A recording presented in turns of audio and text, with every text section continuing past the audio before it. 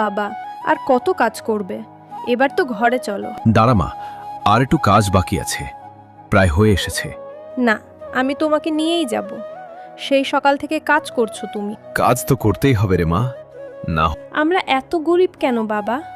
রোজ তোমাকে এত কাজ করতে হয়। জানি না রে মা, সবই বিধাতার লিখন। কপালে যা থাকবে তাই হবে। তুই যা। আচ্ছা, আমি কটা কলা পাতা কেটে নেই। কলা পাতায় পান্তা ভাত খেতে খুব ভালো লাগে। পাগলি মেয়ে আমার।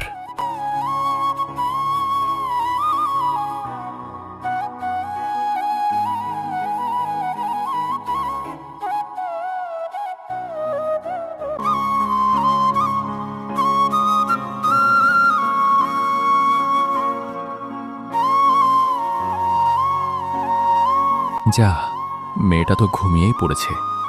মিতি, ও মিতি, চল মা। আমি ঘুমিয়ে পড়েছিলাম বাবা। ইস, কত সুন্দর একটা স্বপ্ন দেখছিলাম। কেন ডাকলে আমাকে? আর রাগ করিস না মা, কত বেলা হয়ে গেল। বনে বাদারে কেউ ঘুমায় নাকি? তোমার শুধু সাপের ভয় কেন বাবা?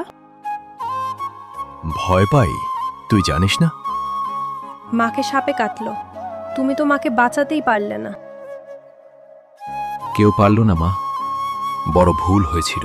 তোর মা বলেছিল হাসপাতালে নিয়ে যেতে, কিন্তু আমরা ওঝার কাছে গিয়ে সময় নষ্ট করেছিলাম। কেঁদো না বাবা। চলো মা, ঘরে চলো।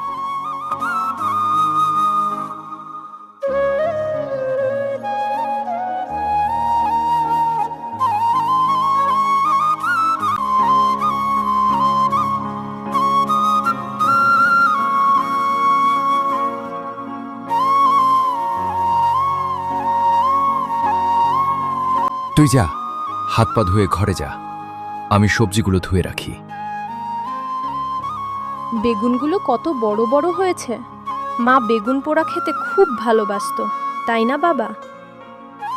হ্যাঁ রে। রাতে একটা বেগুন পুড়িয়ে পেঁয়াজ লঙ্কা দিয়ে মেখে দেবা? দেব মা। আমি কলা পাতা পেতে পান্তা ভাত দিচ্ছি।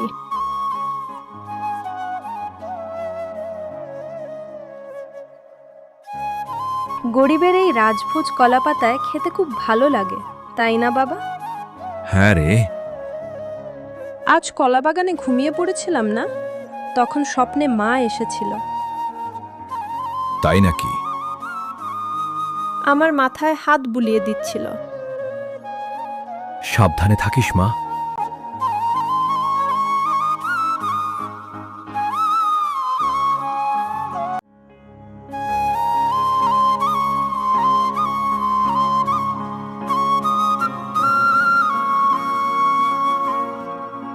কি ভাই, কি এনেছো আজকে?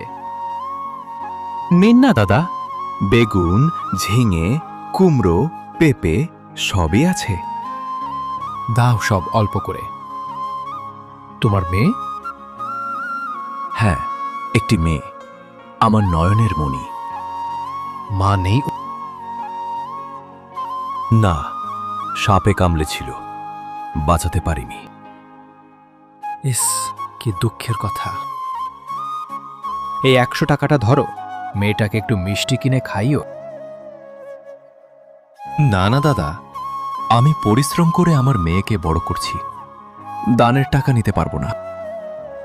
বাহ, তোমাকে শ্রদ্ধা করি ভাই।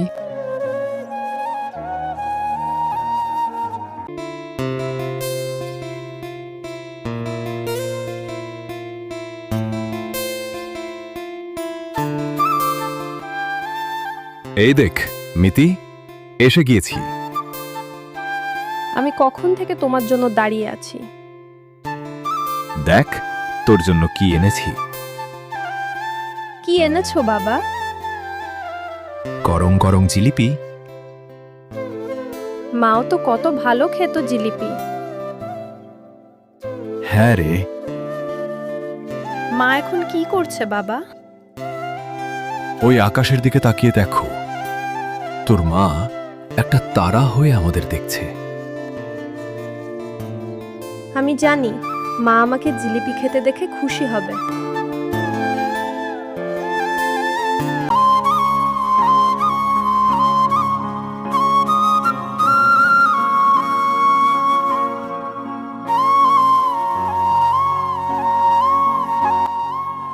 বাবা, ও বাবা, তাড়াতাড়ি এসো। কি হয়েছে রে? আমাদের ঘরে কারা এসেছে? কে এসেছে? একজন কাকিমা আর একজন কাকু। মনে হচ্ছে বুঝতে পারছি।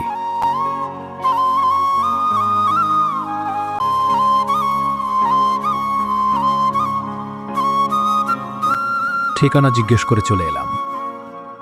তোমার মেয়ে ভারী মিষ্টি। সবই ওর মায়ের শেখানো। আমাদেরও একটা মেয়ে ছিল, কি হয়েছিল? মাত্র 5 বছর বয়সে আমাদের ছেড়ে চলে গেছে। কেঁদো না কাকিমা, আমি তোমার জন্য জল নিয়ে আসছি। না মা, তুই আমার কাছে বস। নিতু বেঁচে থাকলে আজ তোমার মতোই বড় হতো।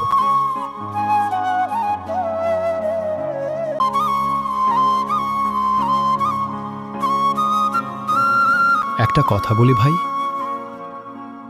বলুন। আমরা যদি মাঝে মাঝে এসে তোমাদের সঙ্গে দেখা করি, কোনো আপত্তি আছে? আরে না না, এ আবার কেমন কথা? আজ থেকে মিতি আপনাদেরও মেয়ে। হ্যাঁ গো কাকিমা, তোমাকে খুব পছন্দ হয়েছে। আমারও তোকে খুব ভালো লেগেছে মা। তোমরা থেকে যাও না আমাদের বাড়িতে। থাকবো মা, অবশ্যই থাকবো।